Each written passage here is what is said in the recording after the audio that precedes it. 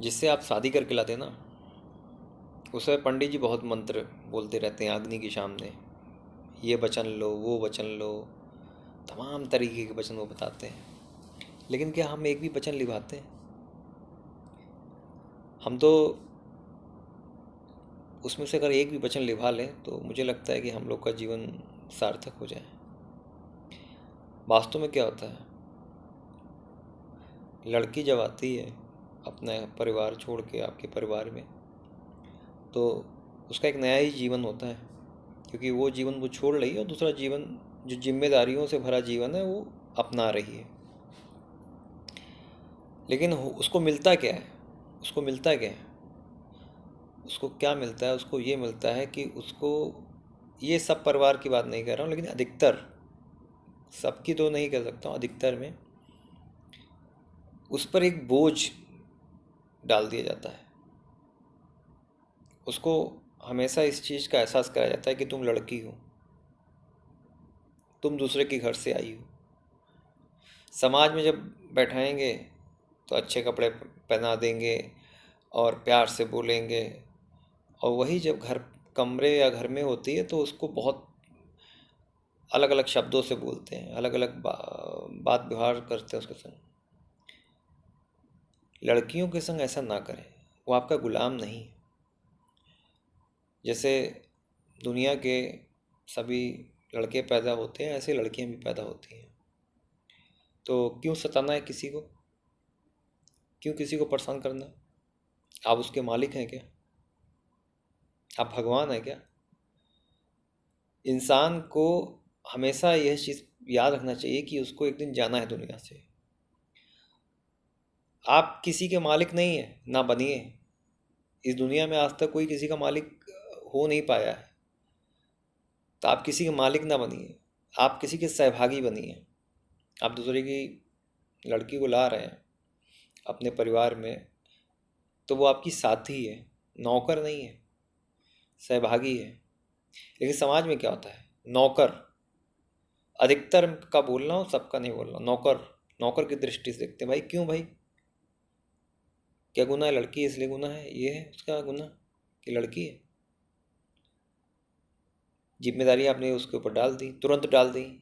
ये नहीं सही है, ऐसा नहीं सही है, ये नहीं कर पाती वो। अरे आप कौन सा कर लेते हो? आप भी तो बहुत चीज़ नहीं कर पाते हो। और इस दुनिया में कौन सा ऐसा व्यक्ति जो सब में ही पारंगत हो? जिम्मेदारियां डालना अच्छी चीज़ है, डालो। लेकिन अगर वो जिम्मेदारी कोई निभा नहीं पा रहा तो उसका सहयोग भी करो। सहयोग करना तो आपके हाथ में है ना। अगर जिम्मेदारी डालना आपके हाथ में, तो सहयोग करना भी हाथ में है, आपके हाथ में है।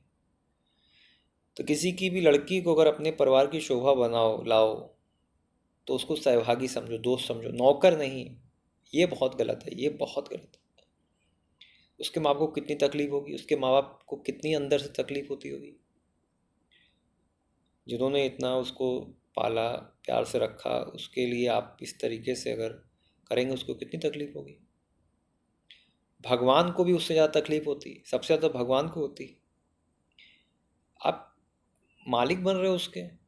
आप सोचते हो कि मैं अगर इसके बिना मेरे मैं हट जाऊंगा तो इसका जीवन व्यर्थ है। इस सोच को बदलना पड़ेगा, समाज को भी बदलना पड़ेगा और हम सबको भी बदलना पड़ेगा। लड़कियां कोई अपाहिज नहीं है, कोई बोझ नहीं होती हैं। वो भी उसी तरह दुनिया में आती जैसे सब आते हैं। उनका भी वही उतना ही अधिकार है जितना कि सबका। तो जब भी किसी की लड़की को अपने घर की बहू बनाओ, घर पे लेके आओ, तो उसे उसी तरीके से प्रेम करो जैसे कि अपने सभी परिवार के सदस्यों को। वो कोई नौकर नहीं है, वो उस घर का हिस्सा है। वो आपके परिवार को आगे बढ़ाने बढ़ाने वाली एक कड़ी है। वो नहीं दिखता है लोगों को। देखना चाहिए वो चीज़, समझना चाहिए। लड़की है तो परिवार आगे बढ़ेगा, कड़ी है आपकी आगे बनाने की। वो है तो घर आपका बंधा रहेगा, आपका संभला रहेगा। वो नहीं है तो फिर आप उससे ज़्यादा अधूरे हैं, आप उससे ज़्यादा अधूरे हैं। किसी की भी लड़की को लाइए, अपने घर में शोभा बनाइए, उसकी इज्जत कीजिए, उसे दोस्त बनाइए, सहभागी बनाइए। उसको लगना चाहिए कि हम भी उतना ही योगदान कर सकते हैं जितना सब। जिम्मेदारी आप दो, लेकिन सहयोग भी करो। हमारी तो आपसे सभी से यही रिक्वेस्ट है कि लड़कियों का इज्जत बहुत ज़रूरी है। उनको सक्षम भी बनाना चाहिए। सक्षम एक ही चीज़ है सक्षम बनाने की, पढ़ाई लिखाई। सक्षम होना चाहिए, सबसे महत्वपूर्ण बात है सक्षम। अगर वो सक्षम है अपने में, तो समाज की कोई ताकत नहीं जो उसको झुका ले। सबसे पहली बार लड़की को सक्षम बनाना चाहिए। वो सक्षम है, वो जहाँ जाएगी उसकी इज्जत होगी। ज्ञान एक ऐसी चीज़ है ना, जिसके अंदर आगे उसकी इज्जत होनी ही है। उसकी इज्जत होनी, उसे कोई रोक नहीं लेगा। तो ज्ञानवान होनी चाहिए। दूसरी चीज़, सेल्फ डिपेंड होनी चाहिए, आत्मनिर्भर। आत्मनिर्भर यदि है तो अपने निर्णय भी ले सकती है, अपनी रुचि को भी समझ सकती है कि आगे हम क्या करें, किस क्षेत्र में आगे जाएं, किस प्रकार समाज का भला करें, परिवार का भला करें। तो सबसे पहली शिक्षा, दूसरी चीज़ आत्मनिर्भर, तीसरी चीज़ अपने विचारों और बातों को साफ सुथरे और मधुरता से बोलने का ढंग। ये तीन चीज़ें तो बहुत ज़रूरी हैं, जो आपको एक परिवार से दूसरे परिवार में जाने पर मदद भी करती हैं और आपका आत्मसम्मान भी बनाती हैं।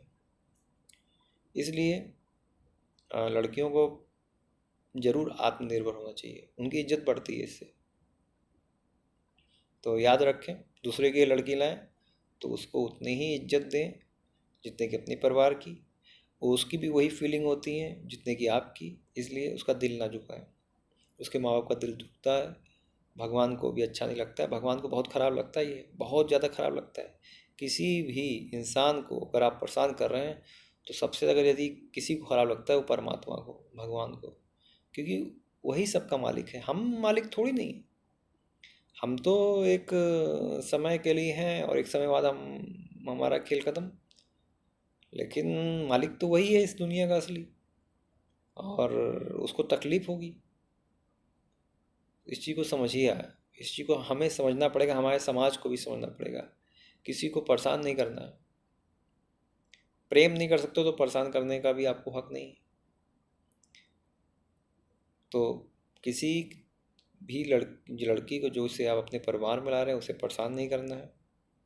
अगर वो पहले से आत्मनिर्भर नहीं है तो आत्मनिर्भर बनाइए, ज्ञान को उसके दिमाग में डालिए और अपने परिवार का आगे एक कड़ी जोड़िए। क्योंकि जिस घर में बहन बेटियां और माँ की इज्जत होती है, वो परिवार दुनिया में बहुत आगे जाता है और वो परिवार हर जगह सुशोभित होता है, इज्जत पाता है। इसलिए अपने परिवार में किसी बाहरी सदस्य को लाएं तो उसको भी उतना ही रिस्पेक्ट प्यार दीजिए जितना कि अपने परिवार को। धन्यवाद। ये मेरा एक संदेश था। अगर आपको अच्छा लगे तो लाइक कर दीजिएगा वीडियो। वैसे वीडियो लाइक करना ना करना आपके हाथ में, लेकिन ये संदेश जो है ये बहुत महत्वपूर्ण है। वीडियो का माध्यम क्या है? आप तक एक मैसेज देना, आप अपनी बात करना। संवाद नाम ही इसलिए मैंने चैनल का कहा कि आप बात कर सकें, कुछ मुद्दे अगर हैं तो उस पर हम लोग बात कर सकें, इसलिए तो संवाद नाम रखा मैंने। चैनल का उद्देश्य ही है कि लोगों से लोगों को जोड़ना, हम अपने विचारों को समझ सकें, अपने बातों को कह सकें, इसलिए ये नाम ही रखा मैंने संवाद। बातचीत, हम अपने विचारों को आप तक पहुंचा सकें, आपके विचार खुद समझ पाएँ। हम एक हैं, हम परिवार एक है। तो परिवार एक है तो हमारी बात भी एक है। आप जिस समाज में रह रहे हैं हम भी रह रहे हैं, तो समाज में अगर कुछ सुधार की ज़रूरत है तो हम लोग मिलकर कर सकते हैं और करना भी चाहिए। इसीलिए मैंने ये चैनल बनाया संवाद। हम एक परिवार बनाना चाहते हैं। हम एक ऐसा परिवार विचारों का जिसमें यदि किसी को किसी से कुछ सीखने को मिलता है वो सीख सकता है, किसी को किसी से कुछ जानने को मिल रहा है वो जान सकता है, एक ऐसा परिवार। तो धन्यवाद मेरा वीडियो देखने के लिए, टाइम निकालने के लिए। चैनल है, आप सब्सक्राइब भी कर सकते हैं, लाइक भी कर सकते हैं, शेयर भी कर सकते हैं, आपके ऊपर है। मेरा तो काम है संदेश देना और आपको अपने परिवार में जोड़ना। धन्यवाद।